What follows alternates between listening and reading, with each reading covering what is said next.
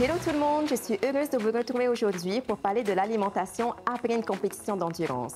Comme vous vous en doutez, l'alimentation post-course est cruciale pour accélérer la récupération, restaurer les niveaux d'énergie et réparer les muscles. En plus de ça, je vous ai préparé un petit bonus pour ceux qui cumulent 2 épreuves dans la même journée. Ne me remerciez pas, c'est cadeau, restez avec moi pour le découvrir. Anaëlle Lopez, coach sportif et nutritionniste. Avec son statut d'athlète professionnel en bikini fitness, elle s'est dirigée naturellement vers le sport et la nutrition. Et après 5 ans d'études supérieures, elle a obtenu son diplôme pour devenir nutritionniste spécialisée dans le sport.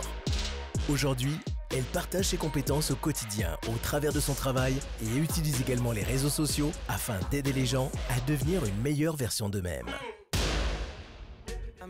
Après une compétition d'endurance, votre corps a besoin de récupérer. Vos muscles sont fatigués, vos réserves de glycogène, donc d'énergie, sont épuisées et vous avez perdu des électrolytes importants. C'est pourquoi votre objectif post-course est de restaurer les pertes en eau, en sels minéraux et de reconstituer vos réserves de glycogène. Dès la fin de votre épreuve, vous allez pouvoir continuer à boire votre boisson de l'effort par petites gorgées, entre 500 ml et 1,5 litre. Ensuite, 1 heure après votre effort, vous pouvez commencer à apporter un repas solide, composé de glucides et de protéines, toujours de bonne qualité. Donc, ça peut être tout simplement du riz ou des pâtes et vous pouvez compléter ça avec des œufs, du poisson ou encore du poulet. Si vous n'avez pas le temps de consommer un repas solide, vous pouvez prendre un repas liquide avec un shaker de whey et un fruit. Après l'effort, les glucides doivent être une priorité pour vous parce que ça va permettre de reconstituer vos réserves en glycogène qui est super important. Quant aux protéines, ça va vous permettre de réparer les muscles qui ont été très sollicités durant votre effort. Et pour finir, entre 2 et 4 heures après votre effort, vous pouvez apporter tout simplement une assiette équilibrée, composée de protéines, de glucides, de légumes et de bonnes graisses. Si vous avez encore faim, vous pouvez compléter ça avec un fruit.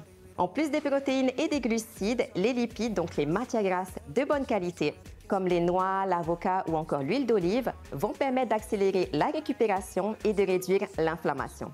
Quant aux légumes, ils vont apporter des vitamines et des minéraux essentiels en post-course pour pouvoir soutenir un bon système immunitaire.